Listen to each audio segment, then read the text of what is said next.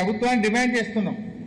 అసలు ఇది ఎన్ని జిల్లాల్లో జరిగింది, ఎంత నష్టం రాష్ట్ర ప్రభుత్వ ఖజానాకు జరిగింది, దీని వెనుక ఎవరెవరు ఉన్నారు, అన్ని విషయాలు తేలాలంటే వెంటనే ఒక సిట్ వేయాలని మేము డిమాండ్ చేస్తా ఉన్నాం.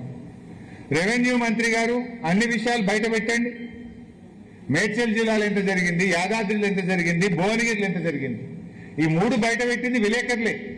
మరి ఇంకా మిగతా జిల్లాల్లో ఎక్కడెక్కడ జరిగింది, రాష్ట్రం మొత్తం ఎన్ని జిల్లాల్లో ఎంత అవినీతి జరిగింది, ఎంత కుంభకోణం జరిగింది, దీని వెనుక ఎవరున్నారో అన్ని బయట పెట్టాలని మేము ఇలా ఆ పేలని బాంబుల మంత్రిని నేను డిమాండ్ చేస్తా ఉన్నా. బయట పెట్టాలని నువ్వు ఇవ్వాలి. ఎందుకు నోరు మూసుకున్నావు? ఆయనకంతా అహంకారం, ఆయన ఒళ్ళంతా శరీరం అంతా అహంకారంతో నిండి ఉంటుంది. మాట్లాడితే అహంకారంతోనే మాట్లాడుతుంటాడు. ఇవాళ ఇంత పెద్ద స్కామ్ నీ శాఖలో జరుగుతుంటే నువ్వు ఎందుకు పెదవిప్తలేవు? ఒక్కసారైనా ముఖ్యమంత్రి గారు రివ్యూ చేసిండా? రాష్ట్ర ప్రభుత్వ ఖజానాకే చిల్లు పడతా ఉంటే, ప్రజల డబ్బును కొంతమంది కొల్లగొడతా ఉంటే, దీని మీద ముఖ్యమంత్రి ఈ రోజు వరకు ఎందుకు రివ్యూ చేయలేదని అడుగుతా ఉన్నా.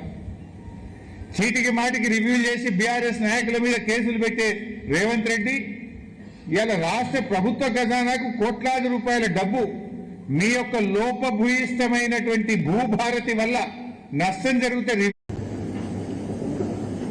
ధరణి మీద అనేక అవాకులు చవాకులు పేలినటువంటి కాంగ్రెస్ ప్రభుత్వం ఈరోజు కొత్తగా భూభారతి అనేటువంటి చట్టాన్ని తెచ్చాం. బాబు కొద్దిగా సౌండ్ తక్కువ పెట్టినాను. భూభారతి అనే చట్టాన్ని తెచ్చాం. ఇదేదో ప్రజలకు బాగా మేలు చేస్తుందని చెప్పి ఊదరగొట్టినారు. అది భూభారతి కాదు, అది భూహారతి అయిపోయింది.